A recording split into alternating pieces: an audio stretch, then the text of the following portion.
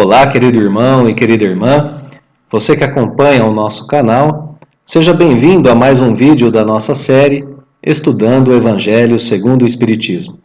Continuamos agora o estudo do capítulo 10 da obra Bem-aventurados os que são misericordiosos. Dentro desse capítulo 10, nós estudaremos agora o item Não julgueis para não serdes julgados. Atire a primeira pedra, aquele que estiver sem pecados. Esse item do Evangelho segundo o Espiritismo é composto por 3 subitens, os subitens 11, 12 e 13. Dentro desses subitens, os 2 primeiros, o 11 e o 12, são 2 passagens do Novo Testamento. E o subitem 13 contém 3 parágrafos de Allan Kardec, com as explicações a respeito das principais passagens morais dos 2 itens do Novo Testamento. O que nós podemos dizer em resumo? O que esse item nos diz em resumo? Como nós podemos resumir esse item? Bem, ele nos diz que, diante da lei divina, todos nós cometemos faltas. Por isso necessitamos de indulgência, esse é o principal ensinamento desse item. No entanto, ele nos ensina também que a indulgência não significa concordância com o mal, não significa condescendência com o mal. Nos ensina que é um dever dos homens corrigir o mal uns dos outros, mas para isso a única autoridade verdadeira para a correção do mal uns dos outros é aquela autoridade que já conquistou a sublimação de suas próprias faltas no exemplo do bem. Então esse é o resumo do item do capítulo. Continuidade, a ideia de continuidade. Anteriormente, nós estudamos como combater o mal em nós, eliminando a sua causa, o orgulho. Aprendemos também a ver primeiro o mal que nós praticamos antes de ver o mal que o outro pratica. Aprendemos a tratar desse mal no nosso templo íntimo, no templo do Espírito, na reconciliação com o próximo e com Deus.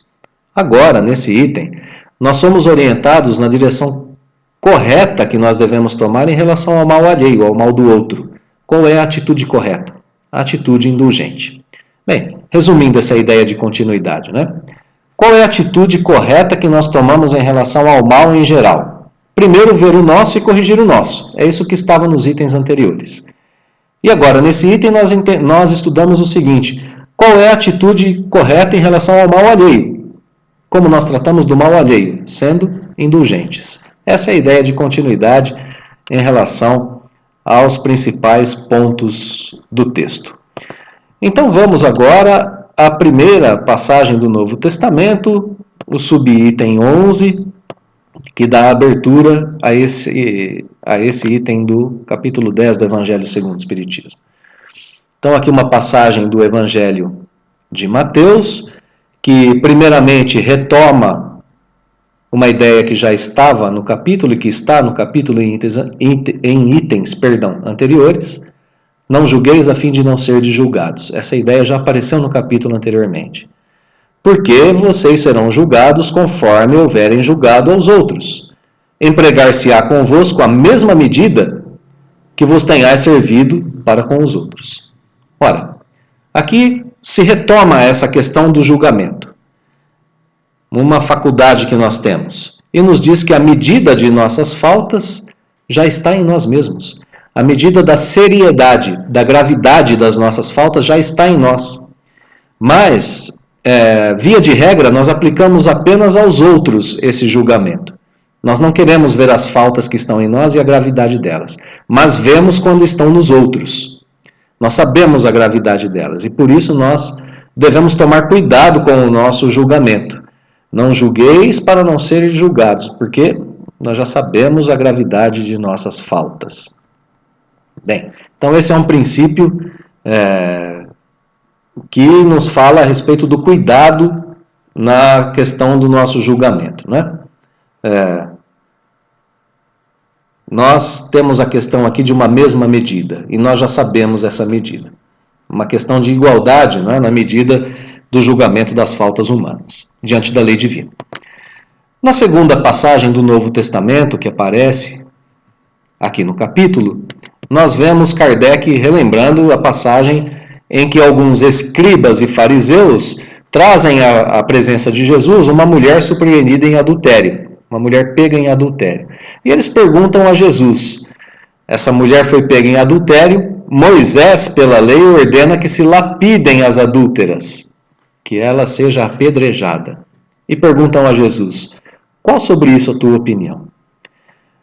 Diz o Novo Testamento que eles fizeram isso para tentar Jesus e terem de que o acusar. Olha a intenção deles aqui, né, dos escribas e dos fariseus. Por que eles poderiam fazer isso? Bem, porque se Jesus dissesse, podem lapidar, podem apedrejar a mulher, Moisés disse isso, Jesus estaria sendo contrário aos seus próprios ensinamentos, que eram ensinamentos de perdão, de misericórdia, ensinamentos de brandura, de pacificidade, de não violência. Por outro lado, se eles dissessem não apedrejem, justamente por causa dos seus ensinamentos, né? Precisamos perdoar, dar oportunidade, sermos brandos, pacíficos, misericordiosos, ele estaria sendo contrário à lei de Moisés. Então era uma pergunta muito difícil dirigida a Jesus. Narra aqui o Novo Testamento que Jesus se abaixa, começa a escrever na terra com o dedo, continuavam a interrogá-lo e Jesus levanta e diz, muito bem, apedrejem então, mas aquele que estiver sem pecado que atire a primeira pedra. Então, nessa primeira passagem, nós temos esses dois pontos que gostaríamos de ressaltar. Né?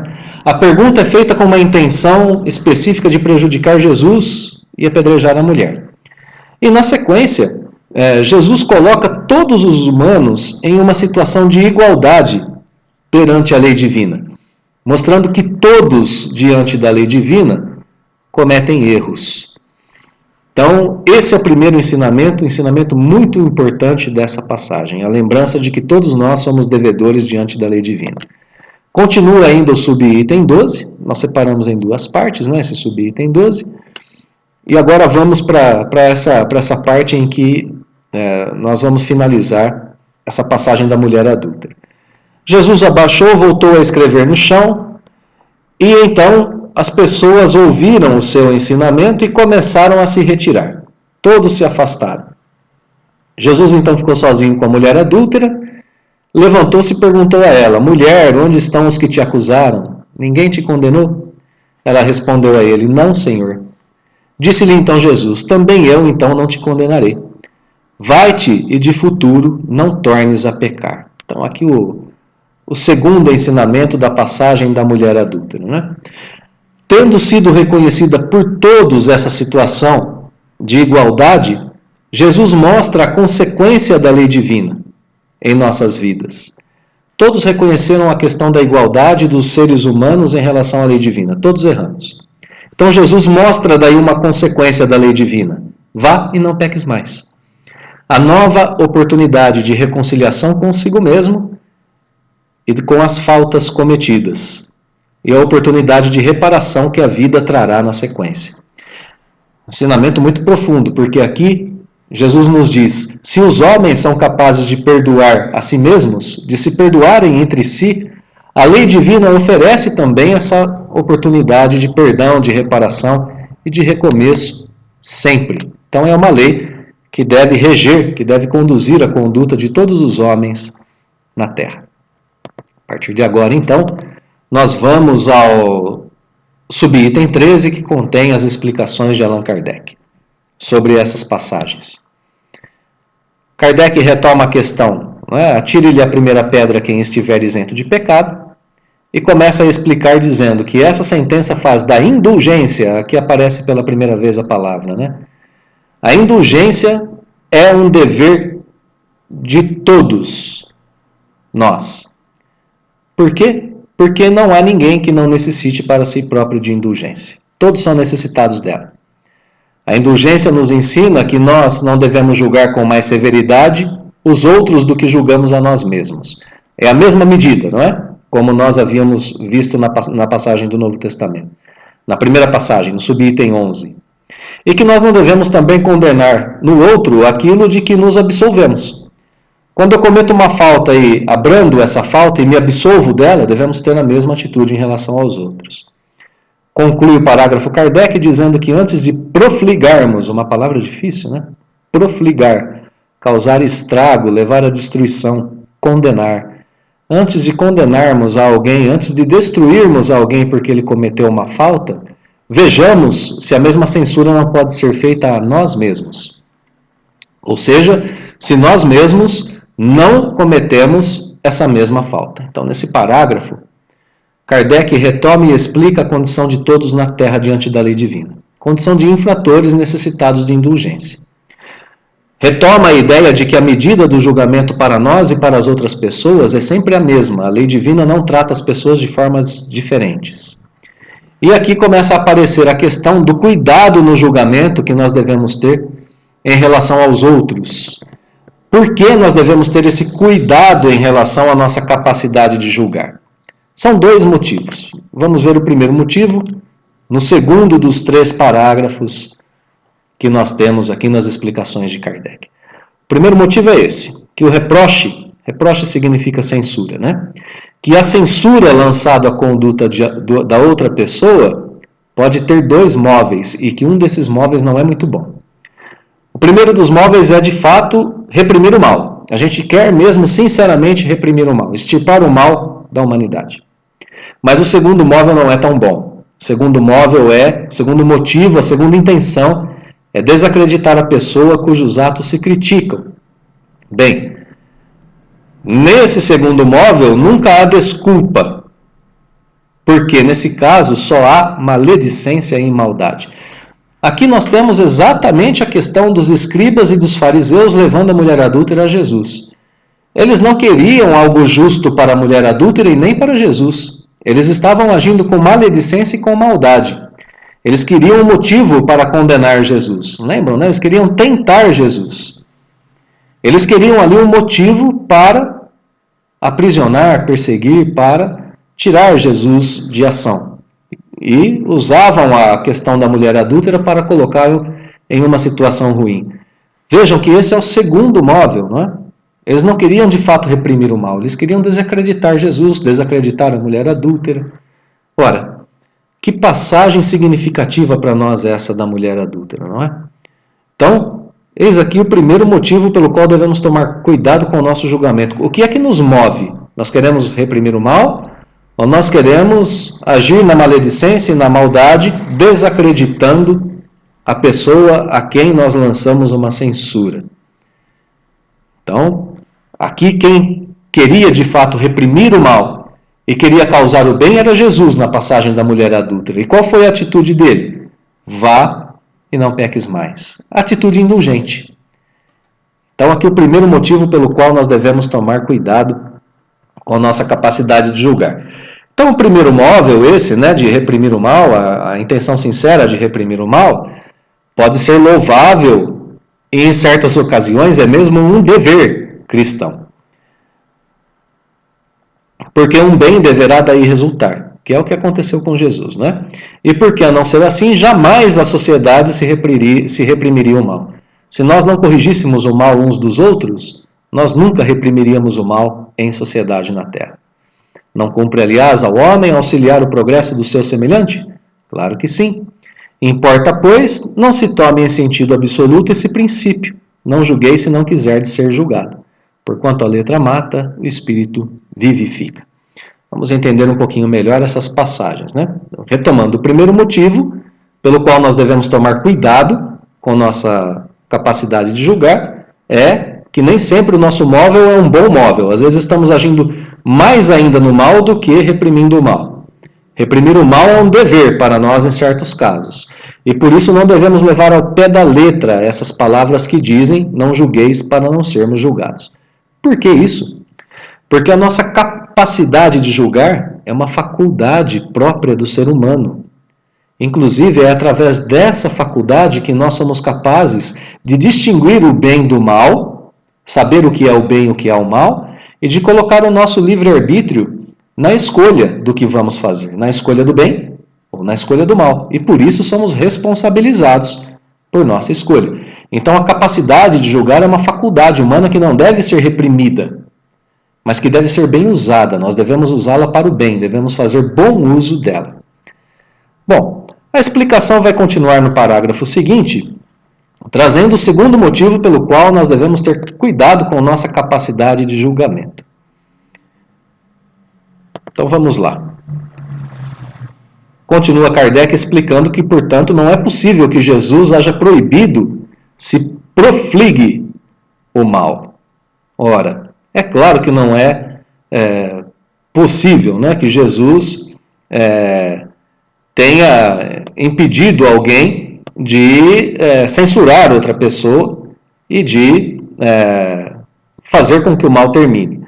Uma vez que ele próprio nos deu exemplo disso, tendo feito até em termos enérgicos algumas vezes, né? O que Jesus quis dizer, o que ele quis significar, é que a autoridade para censurar está na razão direta da autoridade moral daquele que censura. Então aqui o segundo motivo pelo qual nós devemos ter cuidado com a nossa capacidade de julgar e de censurar o mal. O segundo motivo, censurar alguém exige autoridade moral.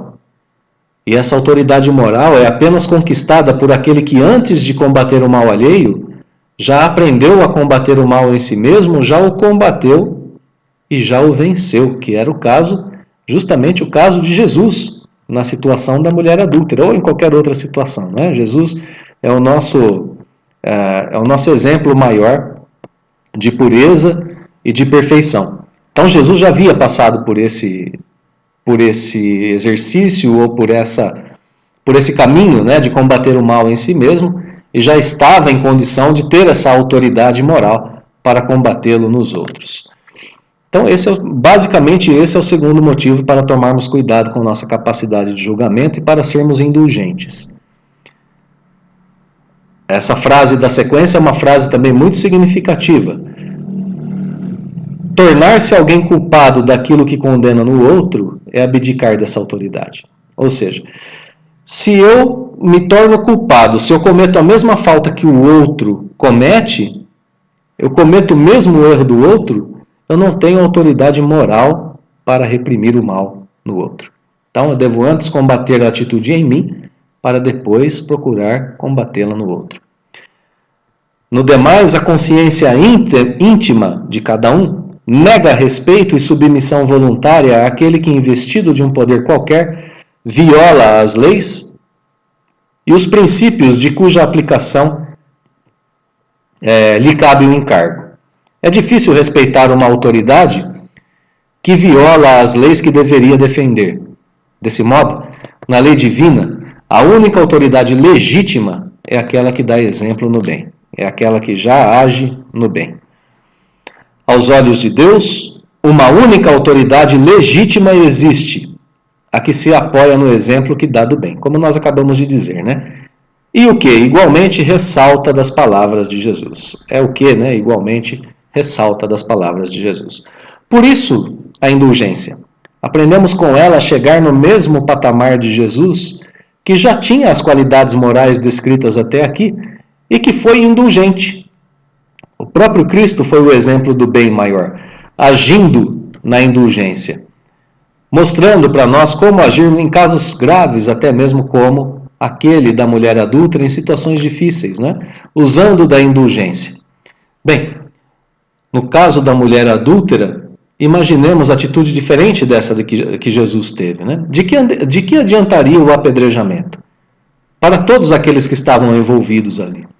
O bem não se mostraria no apedrejamento. Pelo contrário, faria, né, das pessoas, daqueles que apedrejaram, dos apedrejadores, assassinos.